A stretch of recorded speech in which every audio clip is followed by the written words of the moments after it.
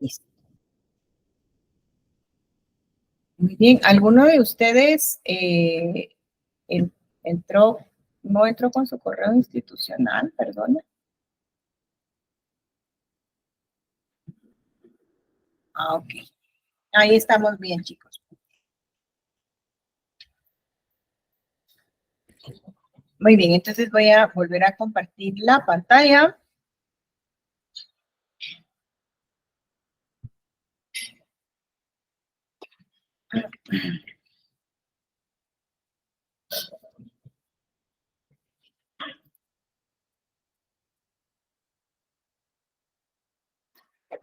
Muy bien. Les decía entonces que tenemos que ya vimos todas estas facilidades que nos da InDesign en las páginas maestras y las opciones que nos permite el ceñir el texto a las figuras. Les enseñé las diferentes formas en que se puede hacer, haciéndolo directamente desde Photoshop como un clipping pad o bien redibujando acá un trazado encima de las imágenes para que a ese trazado le apliquemos el text wrap o sonido de texto. Y también la opción que nos permite InDesign para detectar los bordes en el menú objeto, Clipping Pad, en opciones. Muy bien, ahora vamos a ver una de las facilidades también que nos permite InDesign, que es el empaquetar un documento. Actualmente, las empresas ya es muy poco lo que nos piden a nosotros los diseñadores, estoy hablando de imprentas y litografías, lo que nos piden a nosotros los diseñadores para que nos exigen o nos piden nuestros documentos nativos. Vean, yo desde siempre, híjolas, desde ya, no hagamos cuentas, rara vez daba mi documento nativo. Solo cuando de verdad tenía plena confianza en la litografía, que sí llegué a desarrollar muy buena relación con los que hacían en la parte de preprensa. Y si no, actualmente lo que se manda es un PDF de alta resolución, de resolución para impresión, y ya, pues ya sacan las placas directamente de ese PDF y el compaginado también ya lo hacen en la empresa que va a hacerse cargo de la impresión. Sin embargo, a mí me sigue sirviendo y sigo utilizando el package porque me permite guardar de cada documento las imágenes que utilicé y las fuentes que utilicé. No así, si yo solo grabo mi documento de InDesign y no tengo el orden para tenerlo todo junto, mis imágenes y mi documento nativo en la misma carpeta, cuando quiero abrir ese documento para editarlo, por ejemplo, es una tristeza. Es por eso que, a ver, déjenme ver, acá les voy a enseñar uno de mis archivos. Ustedes vean, acá yo tengo libro Richie, libro Marlon, porque este es un libro que estoy editando es una memoria histórica de una niña que vivió el conflicto armado y es crudo a morir. Entonces yo estoy acostumbrada a trabajar así, chicos, vean. El ilustrador al que le llegó este trabajo es un gran amigo mío. Entonces, por eso le puse el libro Marlon, pero el nombre es lo de menos. Pero ahí, por ejemplo, tengo todas mis imágenes y si ustedes se dan cuenta acá, pueden darse cuenta que yo tengo, Marlon me envió a mí sus imágenes en TIFFs, decía él, pero eran unos TIFFs muy malos. Entonces yo vine, abrí cada imagen de las que él me mandó. No sé si alcanzan a ver, no puedo hacerle suma a esto porque no va a crecer esta ventana, pero dice página 2 y 3 cal, porque ya está calibrada la imagen. Esta es su imagen nativa, digamos, la que él me mandó.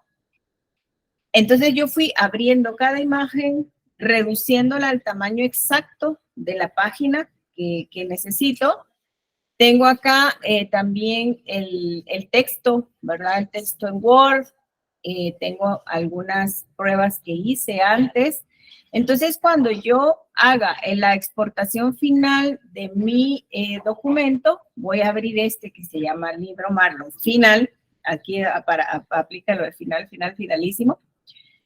Le hago un package y me mete. Ahorita van a ver cómo me va a guardar fuentes, imágenes, mi documento nativo de InDesign, un documento para que abran las versiones antes de ese InDesign que yo estoy usando y un PDF.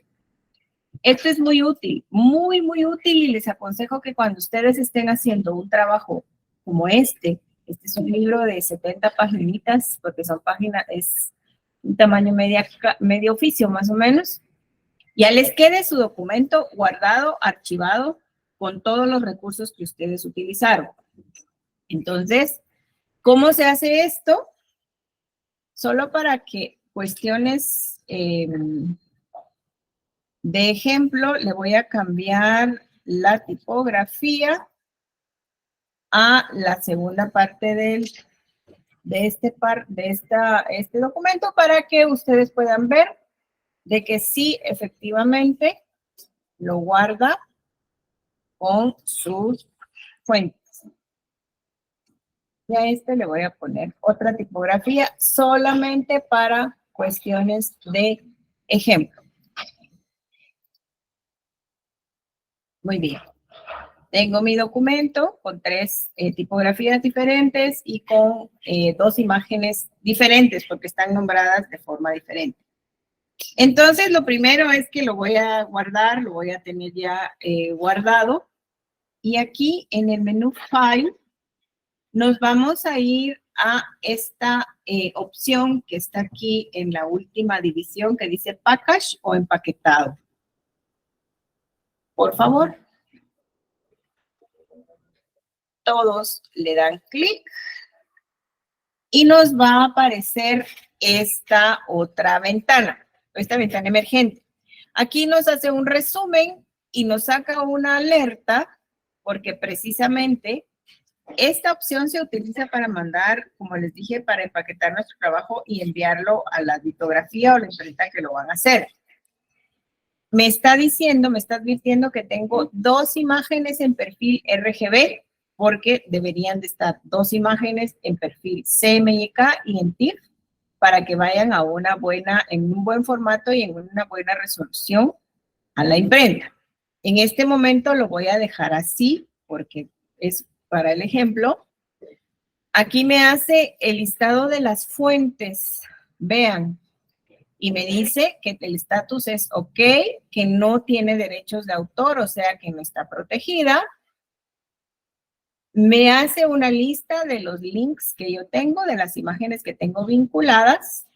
2, porque fijaron que estaban guardados con 2 nombres diferentes. Me dice los porcentajes y el ángulo de color de los 4 colores proceso con los que se van a imprimir. Y, por ejemplo, me dice todos los settings del documento, ¿verdad? Que necesita saber muchas veces el impresor. Y, pues, no tengo ni externo. Y ahí está. Le voy a decir que sí lo empaquete. Y me va a preguntar en dónde quiero yo que guarde mi documento ya empaquetado. Como aquí tengo la carpeta de la clase 5 de mi archivo personal de Vean Técnicas Digitales, clase 5, le voy a dar que lo guarde allí. Y aquí me dice que le haga una copia de las fuentes, ¿verdad? Excepto las que están protegidas. Que me haga una copia de las imágenes que están vinculadas, que haga una copia que haga una copia actualizada de las gráficas, de los links de las gráficas. Esto es vital, miren, que siempre lo dejen ustedes activo, porque dice incluir el archivo IDML, que es InDesign. No sé la traducción, pero es para lo que les decía, es un archivo que InDesign puede grabar y que pueden abrir las personas que tienen versiones anteriores al InDesign en el que se está mandando. Esto es muy, muy importante porque a veces también, como les decía, cuando estamos trabajando con editoriales, nos comparten archivos de InDesign en las últimas versiones y nosotros tenemos la versión anterior o viceversa, nosotros tenemos la última versión y el lugar en donde la imprenta lo tiene en una versión menor. Entonces, el que se abre no es el InDesign, sino el que termina como IDML. Es muy útil. Siempre déjenselo predeterminado y que incluya el PDF en versión impresión, ¿verdad? Y que siempre lo ponga en una de alta calidad la versión que nos grabe, ¿verdad? Aquí siempre en alta calidad. Le digo que le dé pacas, que lo empaquete. Me saca siempre esta advertencia de las tipografías para revisar las licencias. Le doy OK y ahí me empieza a crear mi documento empaquetado. Vamos a ver si quedó bien ahí. Aquí tengo la clase 5 y vean, esta es mi clase. Yo tengo aquí mi carpeta de técnicas digitales, la clase 5 y dentro de la clase 5, como yo le había puesto clase 5 a mi documento 5 de la sección A, me hizo un archivo, una carpeta que se llama clase 5A folder, ¿verdad? O sea, carpeta de la clase 5A. Me grabó el archivo en versión IDML para versiones inferiores de InDesign, el archivo nativo de InDesign, el PDF, las fuentes. Fíjense, aquí me puso Myriad, Minion y la Avenir, que fueron las que yo puse, y los links, que está acá, el que yo guardé como al tamaño. Aquí me puso los links. Entonces, ya me hizo mi empaquetado original y ese es lo que yo necesito para poder trabajar mi documento. Esta es una opción que de aquí en adelante les va a servir muchísimo, porque de aquí en adelante ya para las siguientes tareas, que la siguiente tarea ya se las dejo la otra semana, ustedes ya van a tener criterios de diagramación, ya van a utilizar imágenes, ya van a utilizar fuentes. Entonces, sus tareas me las van a enviar en un archivo empaquetado, en un archivo package, y eso es lo que van a subir a sus carpetas. ¿De acuerdo? Entonces, es muy importante que ustedes, por favor, aprendan a utilizar esta herramienta. Es bien sencillito. ¿De acuerdo? ¿Les quedó alguna duda? Por mi parte, no le... ¿Alguien más? Muy bien, gracias por las reacciones. Licenciada, la tarea que se entrega este 27, ¿la tenemos que empaquetar también? No, porque fíjate que por eso les puse que utilizaran una tipografía nada más que fuera compatible con Macintosh y con PC. Ahí les puse algunos ejemplos de tipografías, ¿verdad? Porque va a ser bueno, un par de hojitas, no vale, y no le van a poner imágenes. Le van a poner gráficos generados por ustedes, nativos de InDesign, entonces no es necesario empaquetar. Ok, perfecto, gracias. Solo me van a mandar el nativo. ¿Verdad? Muchísimas gracias a ustedes. Muy bien. Entonces, chicos, ya vimos lo básico, basiquísimo en cuanto a el uso de algunas herramientas de InDesign. Ahorita yo me voy a tomar el tiempo para compartir con ustedes.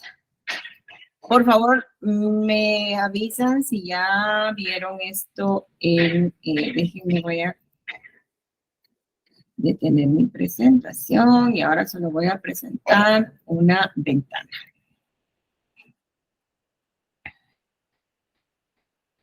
Muy bien, me confirman si ya lo están viendo. Ok, muchas gracias. Muy bien. Fíjense que esto yo lo generé principalmente para que les quede como un documento de apoyo, porque me interesa muchísimo que ustedes tengan clarísimos y muy a la mano todos los conceptos que requiere el diseño editorial. Yo sé que esta es una clase eminentemente técnica, pero sin estos conceptos básicos vamos a irnos como bateando en el resto de nuestra carrera. Y esto yo lo uso también en la clase de tipografía, sin embargo, pues aquí con ustedes es con quienes lo vemos específicamente ya y lo utilizamos al 100%. Entonces, en principio, pues tengo esta definición de Jorge Frascara del diseño gráfico, que me encanta, ¿verdad? Dice que somos la disciplina dedicada a la producción de comunicaciones visuales dirigidas a afectar el conocimiento y las actitudes y el comportamiento de la gente. Cuando yo leo eso, a mí me da un poquito de miedo de ver hasta qué punto nuestra disciplina tiene injerencia en toda la vida del ser humano. Es algo que nos debe de generar muchísima introspección y muchísima responsabilidad social también. Muy bien. ¿Y ahora qué es el diseño editorial? Es la rama del diseño gráfico que se especializa en la maquetación y composición de distintas publicaciones, libros, revistas, periódicos. Incluye la realización de la gráfica interior y exterior de los textos, regularmente, ¿verdad? Porque nosotros podemos apoyarnos con ilustradores que nos puedan realizar toda esta producción, ¿verdad? Siempre teniendo en cuenta un eje estético ligado al concepto que define a cada publicación. Fíjense bien, un eje estético. Y teniendo en cuenta las condiciones de impresión y de recepción.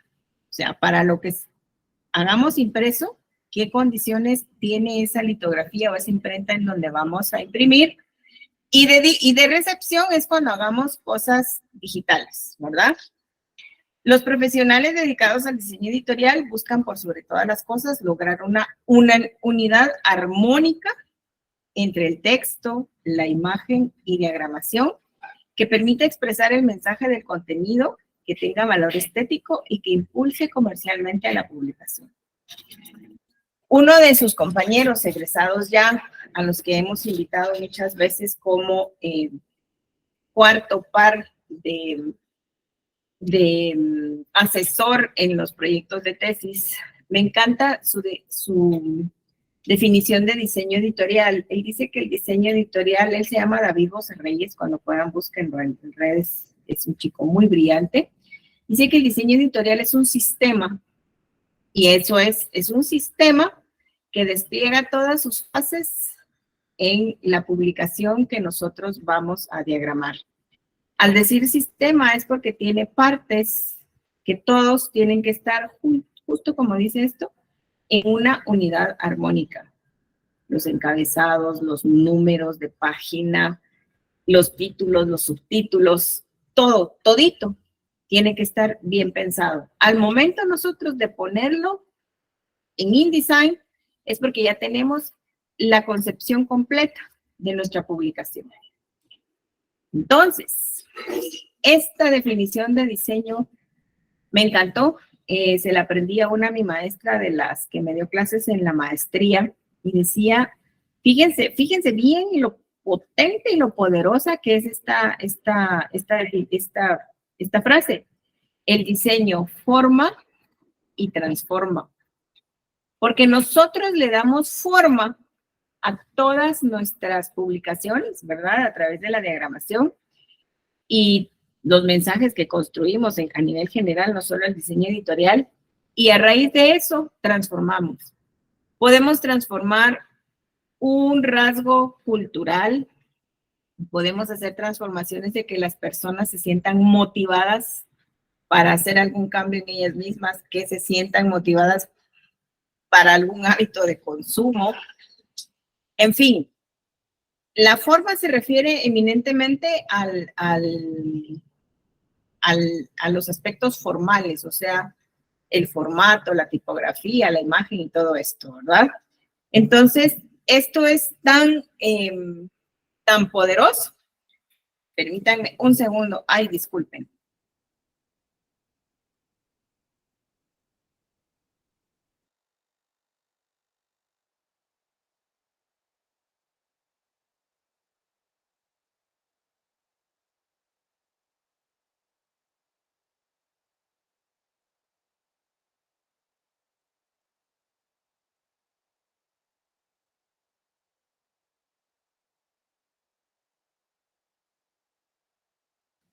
Perdonen, chicos. Pues sí.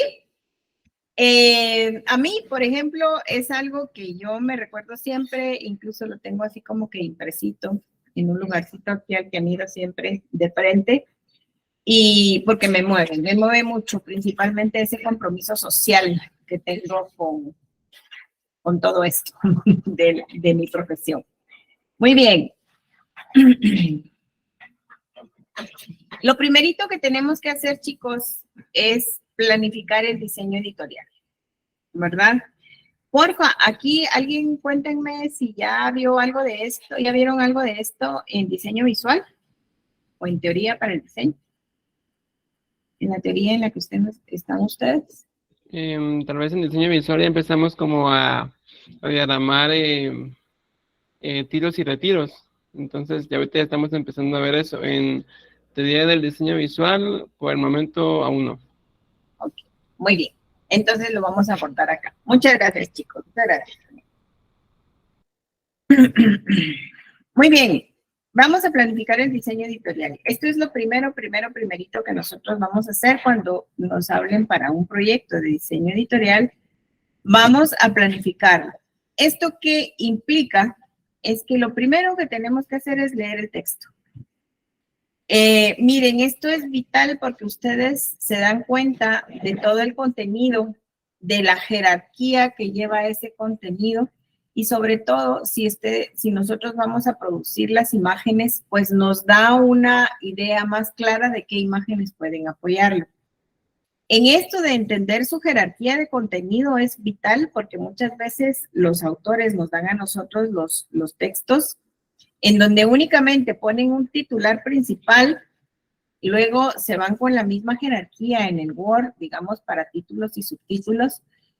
Y por eso se hace vital que nosotros entendamos su jerarquía. Fíjense que lo que yo hago, como yo empecé a marcar la jerarquía en un manuscrito, obviamente en mis tiempos me los entregaban impresos y en formato digital, era que venían y agarraba el impreso y con uno de mi juego de marcadores resaltadores tenía un color para el título principal, para los títulos, los segundos, los subtitulares 1, subtitulares 2 y subtitulares 3. Entonces venía yo y los marcaba para que yo luego lo tradujera en InDesign con esa jerarquía que yo ya iba a marcar en mis estilos, que es el contenido de nuestra otra clase. Y ahora, pues ya solo digital, vengo y hago lo mismo, ya solo, o le hago una marquita, ya no subrayo todo, pero siempre el mismo código de color para titulares, subtitulares de primera, segunda y tercera jerarquía. Ya vamos a entender esto. Y eso, ¿verdad? Eso es hacer el mapeo de la jerarquía de contenidos, porque visualmente me sirve a mí para tener el referente, definitivamente, literalmente, visualmente. O sea, yo ya tengo el color que determina los títulos y su orden de jerarquía. Muy bien. Luego, fíjense, aquí no me he metido a InDesign, estoy hablando de mi manuscrito. Establecer el formato de salida, eso nos lo da el cliente definitivamente. Va a ser impreso, las dimensiones del soporte, o sea, va a ser tamaño carta, media carta, si quiere un tamaño especial, lo voy a consultar con el impresor, el acabado del papel, el recubrimiento va a ser mate, va a ser brillante, full color, blanco y negro, 1 o 2 colores. Si va a ser digital, la impresión va a ser digital o va a ser de reproducción electrónica nada más, que se va a enviar como un PDF. Y lo importante, importantísimo, y creo que se los había dicho en una clase anterior, lo primero que tienen que hacer es hablar con el impresor o pedir detalles técnicos de la impresión, ¿verdad? Se los mencionaba, por ejemplo, para determinar el bleed, el sangrado que le voy a dejar a mi documento, porque depende de la máquina del impresor y de cómo él la utilice. Algunos utilizan que entra el papel, ellos dicen acostado y parado, imagino que es en horizontal o en vertical. Entonces, depende de esa orientación en el que el papel entre a la máquina.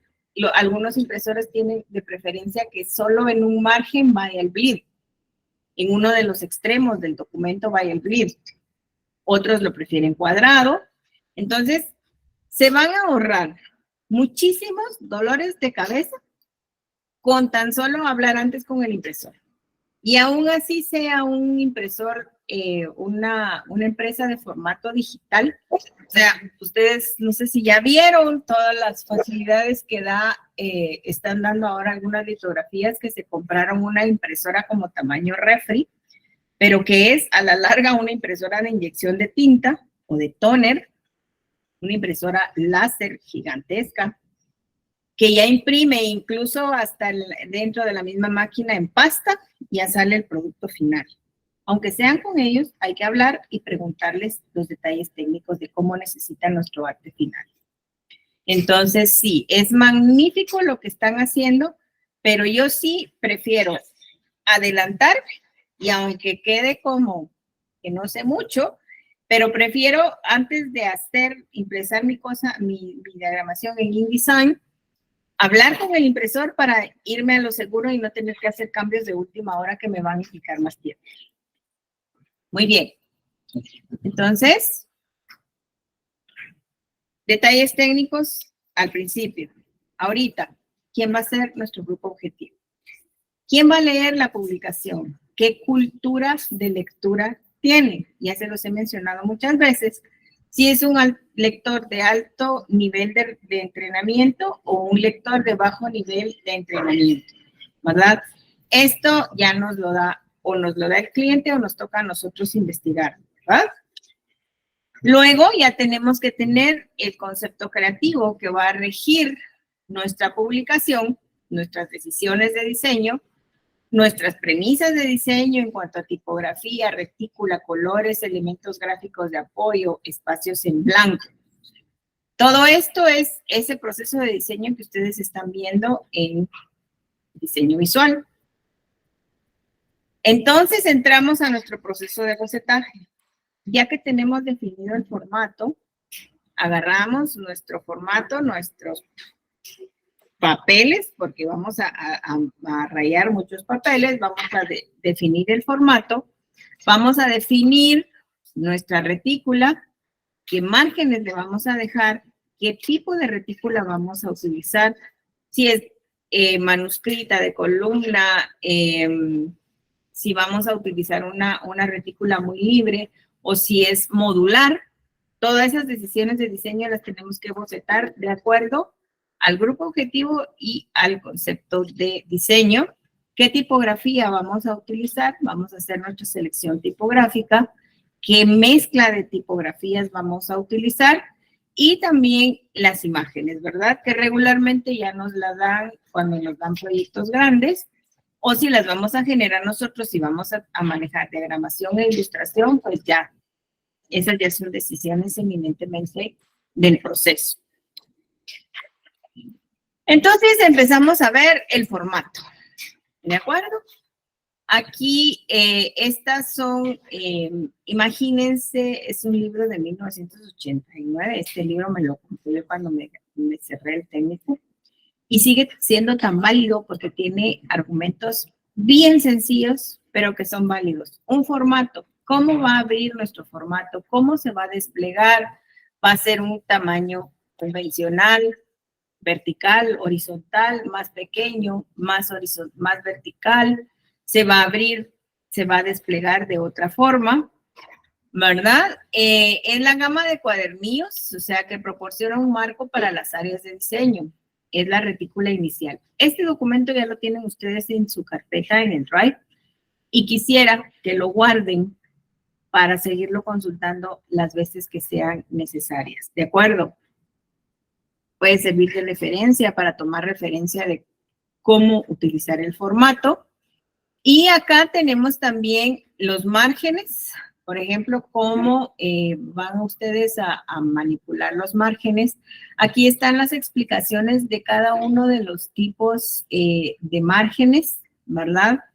Y cuál es su aplicación. Entonces, por favor, quisiera que lo tomen, lo revisen y cuándo aplica qué márgenes para qué cosa. Tenemos también diferentes formas de manipular la retícula. Si se dan cuenta, aquí es de columnas, de muchas columnas, de pocas columnas, pero sí con guías que permiten distribuir nuestros elementos dentro de una página. También pueden ver que de una vez pueden empezar a ustedes a bocetar la jerarquía de sus titulares, la posición de las imágenes, ¿verdad? Distribuidas en la retícula. Entonces pasamos de la producción manual, porque esta toma de decisiones acá es eminentemente manual. Yo lo que les recomiendo es en un cuaderno de cuadrícula, en hojas de cuadritos.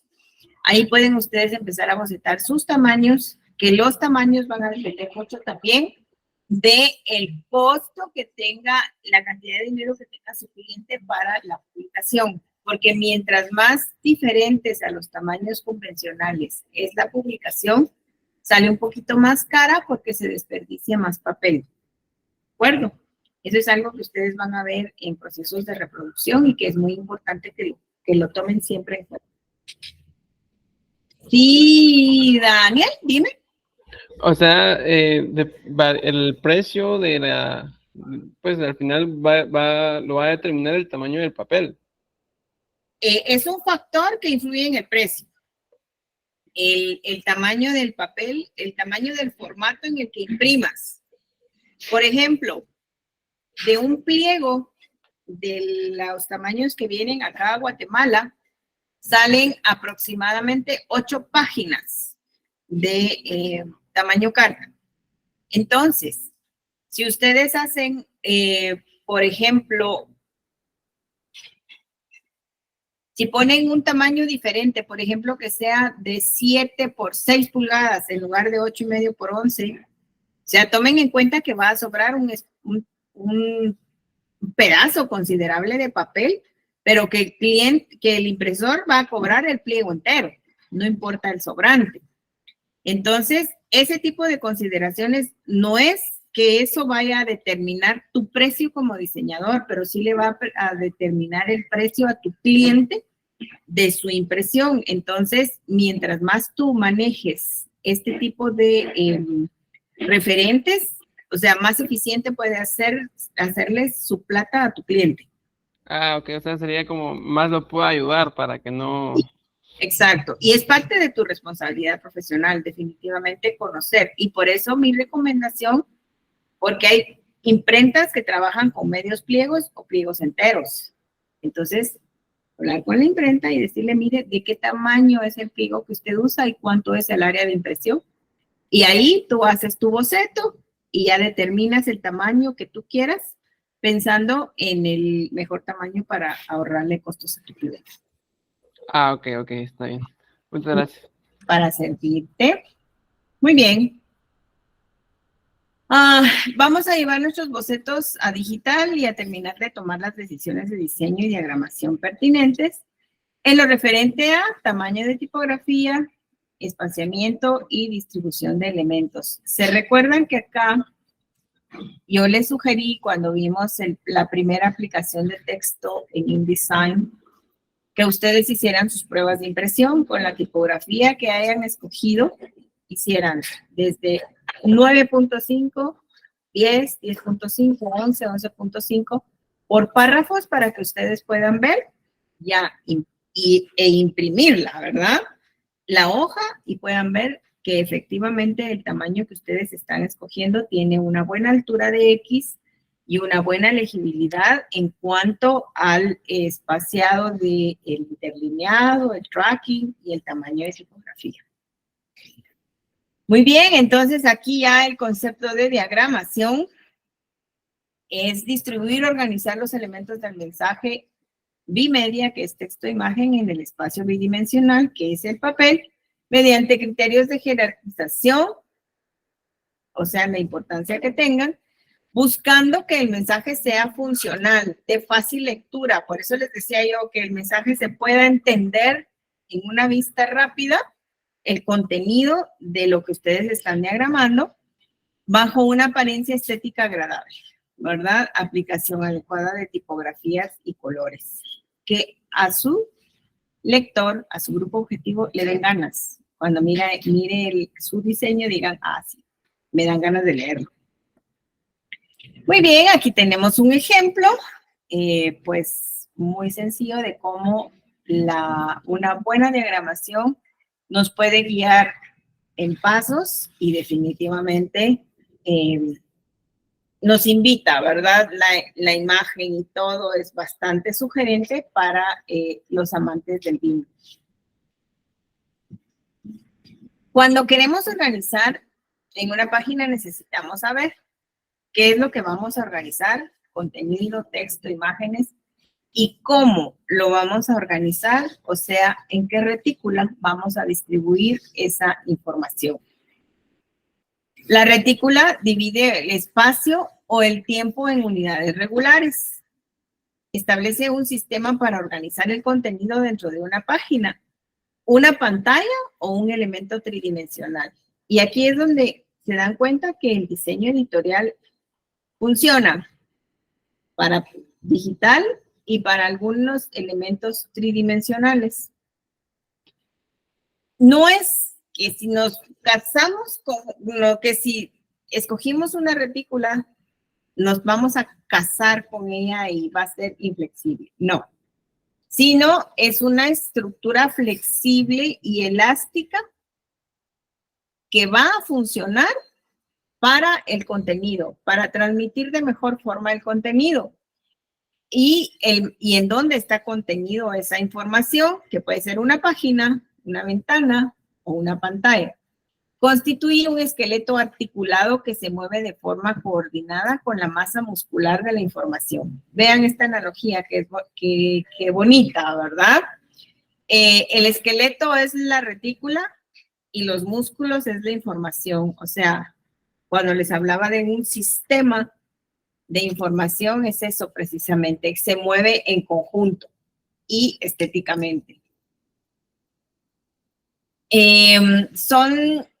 Las retículas para nosotros son dispositivos intelectuales cuidadosamente afinados que llevan ideología y ambición y constituyen la malla ineludible que filtra a cierto nivel de resolución prácticamente cualquier sistema de escritura y reproducción. La retícula es eso, mete en este sistema, ¿verdad? Todo lo que se genere para la escritura que vaya a ser reproducido. Entonces me encantan, estas son definiciones de Helen Lupton que ustedes van a ver, y aquí les decía, esto lo tuvieron que haber visto en tipografía, ¿verdad? Que son las partes de una retícula, que son las columnas, los módulos, los espacios entre las filas, las zonas espaciales, las filas en sí misma, las columnas y los marcadores. Vean, acá están. Son los elementos que se ponen dentro del margen de nuestra publicación. Los tipos de retícula también ya las conocen. De manuscrito, una sola columna, de columnas, modular, jerárquica y la retícula no convencional. Entonces, se empieza con una página. Se establecen los márgenes, ¿verdad? ¿Cuál es la función de los márgenes? Ustedes saben, algunos de ustedes saben. ¿Cuál es la función real, así, la función primaria más básica de un margen? A ver, ¿alguno? ¿Delimitar un espacio? Delimitar un espacio, pues sí, sí es una de las funciones. ¿Otra?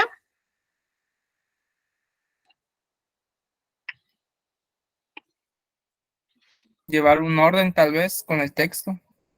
Bien, y un orden con el texto. ¿Saben cuál es la función primaria, primerísima de un margen? Esta, que nos permite sostener nuestra publicación sin que los dedos interfieran en su lectura. Así, tener un espacio, un área que nos permita navegar en nuestro libro, en nuestra publicación, sin que nuestros dedos interrumpan la lectura. Acuérdense que primero teníamos solo libros impresos, era nuestro primer acceso a la lectura. Entonces, ese es uno de sus principales funciones del margen. Permitirle una forma holgada al usuario de interactuar con el producto. Entonces, acá, esto es, se recuerdan que les mencioné de este autor, Jorge de Buen, y les he compartido ahí una o dos publicaciones que ha sacado en Facebook, espero que ya lo estén siguiendo. Entonces, ¿para qué sirven los márgenes? Según Jorge de Buen, para evitar que partes del texto se pierdan en el momento de cortar el papel, acuérdense, estos espacios de seguridad. Dejar una superficie sin texto para la manipulación de la página, ocultar posibles imprecisiones en la tirada y evitar que la encuadernación obstruya la lectura, principalmente los márgenes del lomo, acá.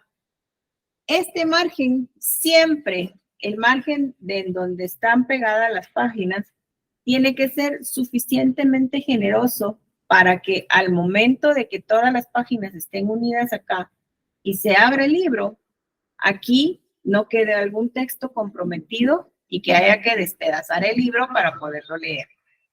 Entonces, mucho ojo, siempre, siempre, siempre, a la parte inferior de los márgenes, a la parte interior de los márgenes, le van ustedes a dejar por lo menos 1/4 de pulgada más de lo que le hayan dejado a todos los demás. ¿De acuerdo?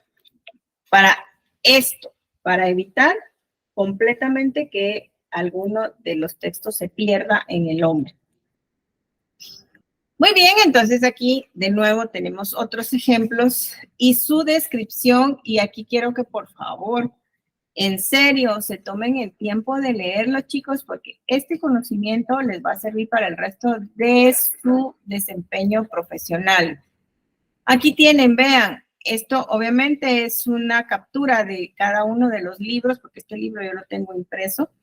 Entonces, aquí está descrito en el textito que ustedes ven acá a la par, está descrita cada una de las ventajas o desventajas que tiene cada uno de estos diferentes tipos de margen. A ver, déjenme ver. Ahí están los márgenes. Los establecemos, acá están.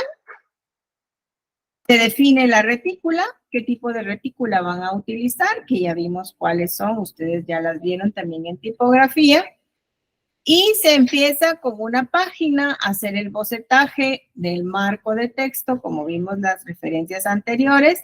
Y aquí también vean, cada una de estos ejemplos de bocetaje tiene su explicación y qué es lo que connota en el usuario. Vean, por eso les digo, esta publicación es súper enriquecedora, a pesar del tiempo que tiene, sigue teniendo vigencia sus criterios.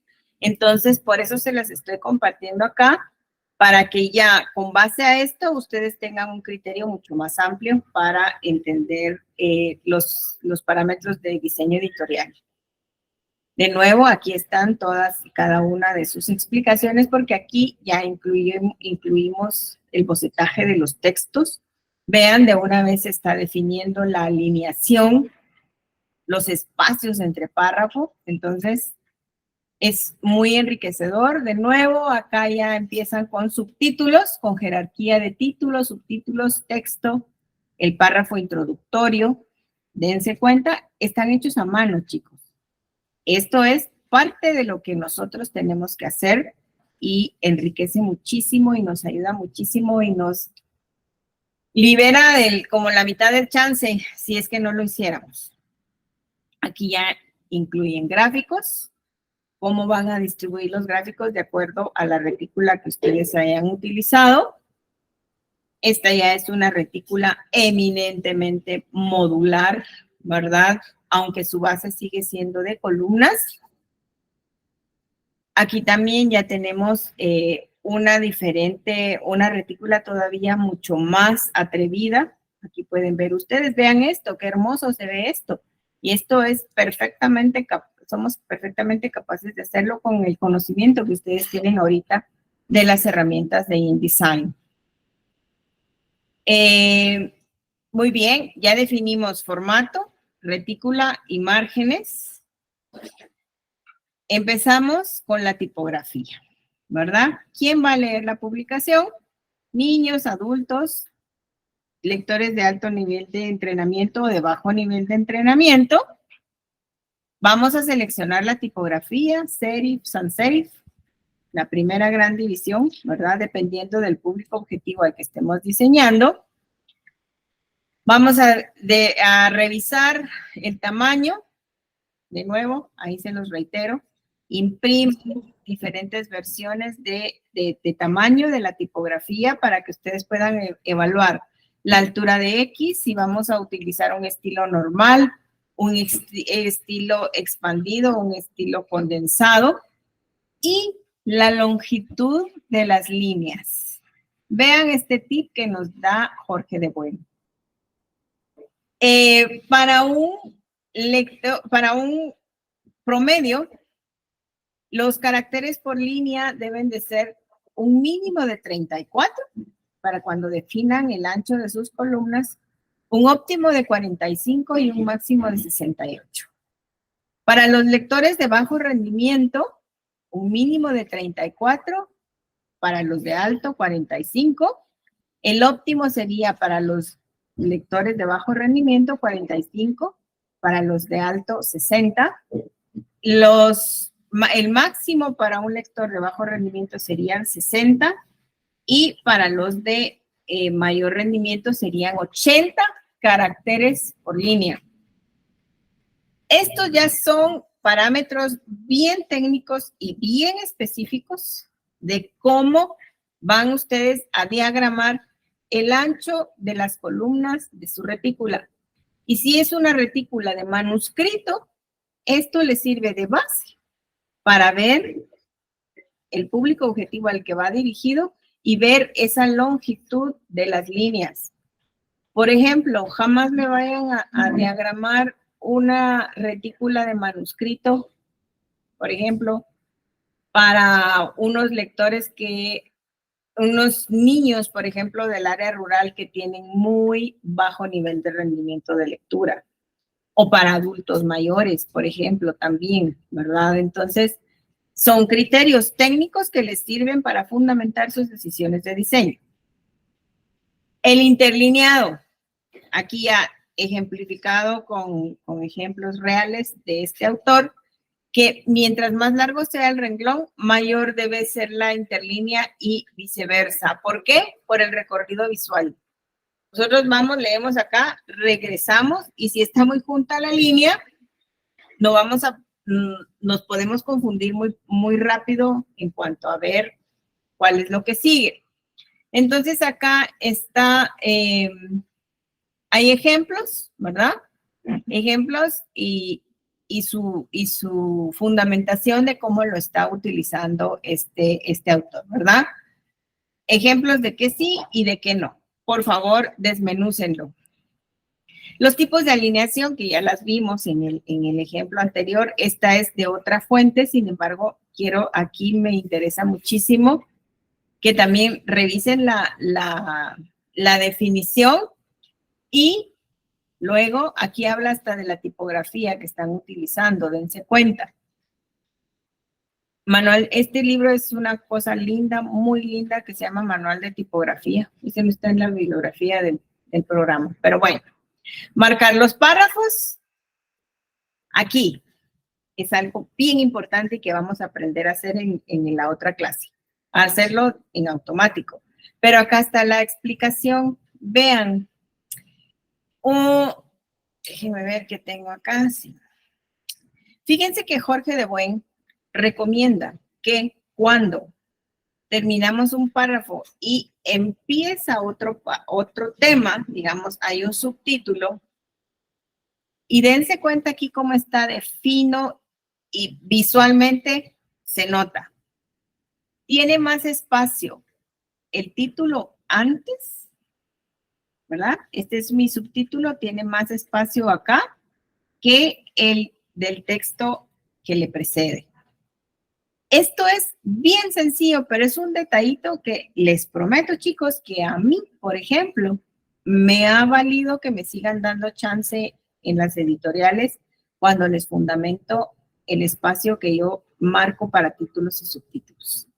El conocimiento técnico es porque visualmente estamos terminando un bloque de información y empieza otro. Y este que está aquí debajo del subtítulo pertenece a su subtítulo, entonces no puede estar igualmente separado que el que le antecede en el que terminó una información. Entonces son detalles muy, muy finos, pero que demuestran un conocimiento y un dominio muy especial de estos conceptos de diseño editorial. Perdónenme, chicos, un segundo.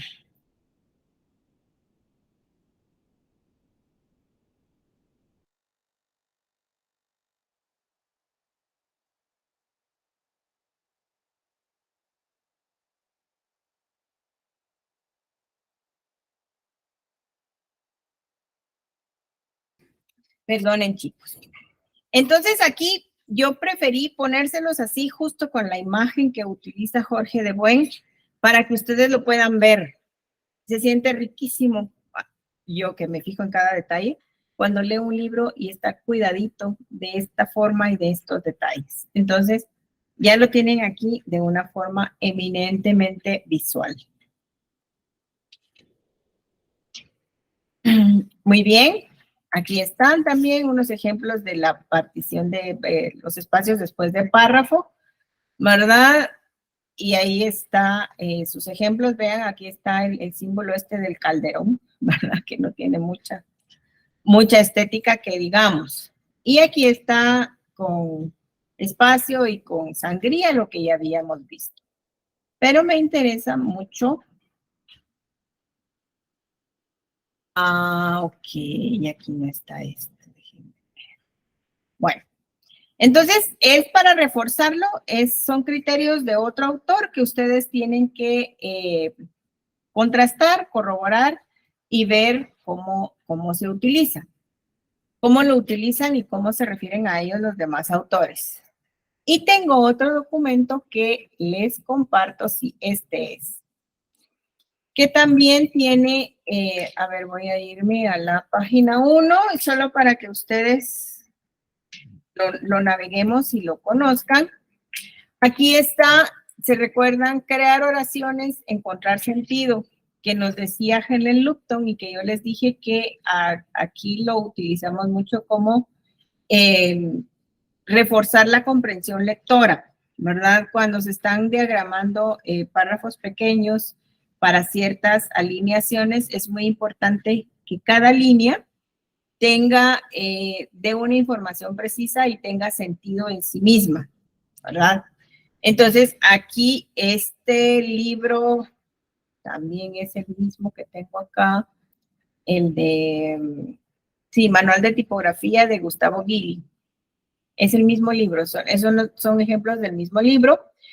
Y aquí está más explicado, porque como les dije, es algo vital, importante. Así como los espacios antes o después de títulos, connotan muchas cosas y denotan muchísimo profesionalismo en el uso de la herramienta, este otro tipo de detalles de cuidar el contenido y el sentido del contenido también. Esto no indica que ustedes leyeron el contenido y que están claros en que cada línea lo refuerza y lo apoya. Muy bien, aquí tiene muchísimas formas de componer un mismo texto con ejemplos que a mí me parece muy genial, por eso se los dejo en este documento. Aunque esté reiterativo, por ejemplo, no es lo mismo leer un artículo, un texto en una letra manuscrita que no favorece la lectura. Un texto, estos serían como los delitos tipográficos de Helen Lupton, como un texto todo mayúsculas que se mira totalmente descuidado, ¿verdad? Aquí empezamos, justo como dice, ¿verdad? Examinar la sintaxis, que cada línea tenga un sentido en sí misma, o sea, la libre comunicación de los pensamientos y de las opiniones es uno de los más valiosos derechos del hombre. Cada línea tiene un sentido en sí misma y si nosotros lo leemos no nos quedamos con un texto así como que a medias. Y dense cuenta, ninguna de las líneas termina en preposición, artículo o monosílabo. A menos la última línea, pero eso ya es la última, pues ya no tiene nada que ver. Entonces, vean cómo la misma diagramación apoya el sentido del texto. Aquí tienen diferentes ejemplos de un mismo texto y cómo connota diferente utilizando únicamente el recurso tipográfico para reforzar la comprensión lectora.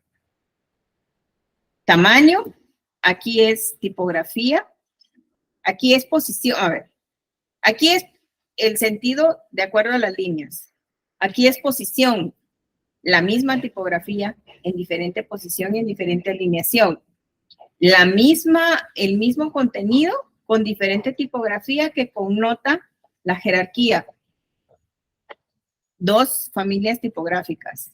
Posición, tamaño, jerarquía de tamaño, una misma tipografía, jerarquía de tamaño, posición y la misma tipografía.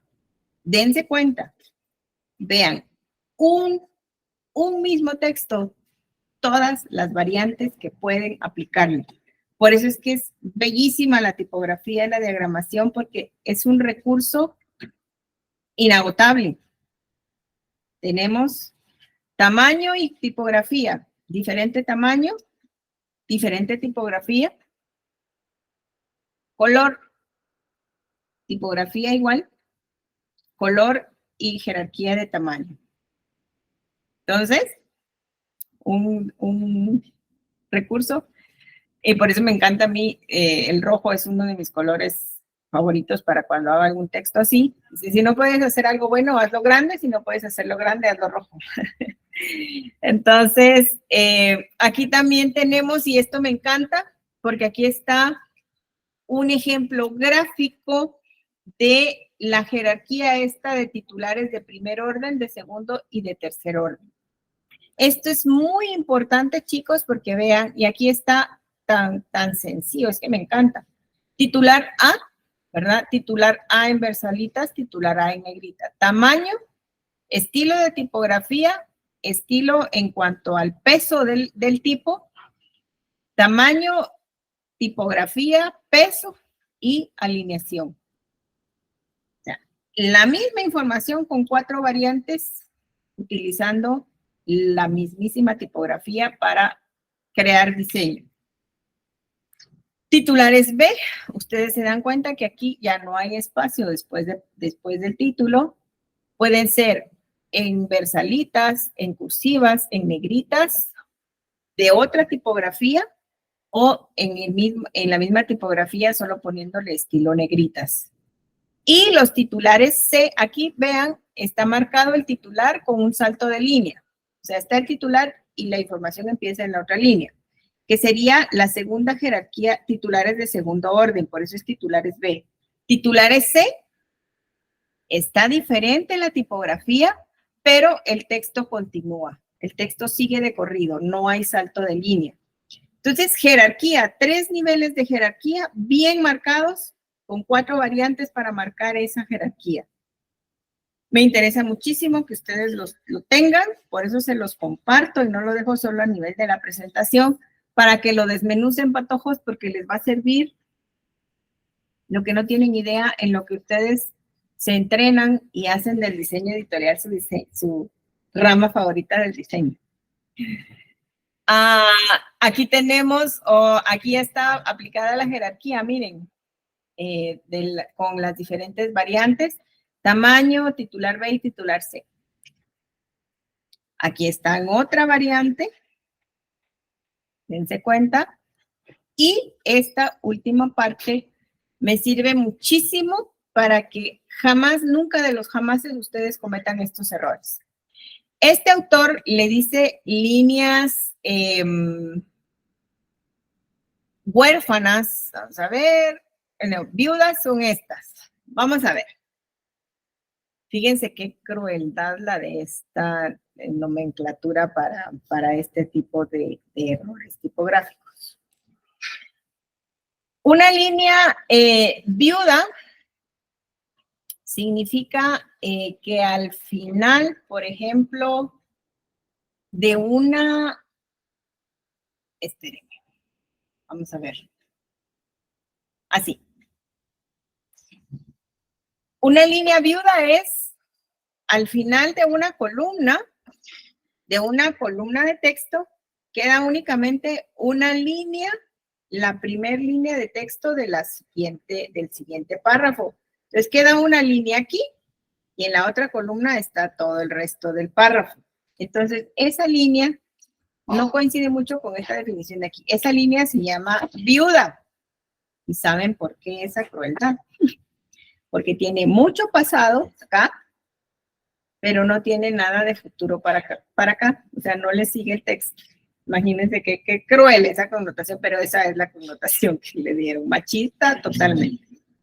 Y una línea huérfana es al inicio de una columna queda la última línea de la columna anterior, así como está esta. Esta sí es una huérfana. ¿Por qué? Porque no tiene pasado, pero sí tiene futuro. Entonces, malísima, pero esa es la connotación que le dieron a esas cosas. Y estas que tienen acá, estos ejemplos, se recuerdan que les dije que eran líneas ladronas, que se les decía ladronas, porque están robando literalmente el espacio de una línea entera con solo una sílaba o una palabra muy corta. Esto también vamos a aprender a manejarlo en InDesign para que automáticamente no nos lo deje. Sin embargo, esto de las viudas y las huérfanas, sí, hay que cuidarlo mucho. Es un criterio que a mí sí me gusta respetar, aunque si ustedes son acuciosos y han visto la diagramación última, yo hacía siglos, un montón de tiempo que no me compraba un periódico impreso. Y vi a un señor, bueno, le compré todos los periódicos que tenía, porque pobrecito, ya era muy noche y él estaba todavía ahí. Y me puse a verlos por pura curiosidad. Y saben que es un criterio que ya no respetan los periódicos. Dejan una línea viuda o una huérfana, me imagino que por el espacio específico que tienen. Pero a mí sí me gusta cuidarlo porque connota muchísimo profesionalismo en una publicación. Entonces, huérfanas y viudas y ladronas, nada, nunca. Muy bien, chicos. Justo, Matías. De nuestro periodo de clase, espero les sirvan estos tips. Como les dije, mi intención no es pasarles examen, aunque debería ahorita que están en semana de examen.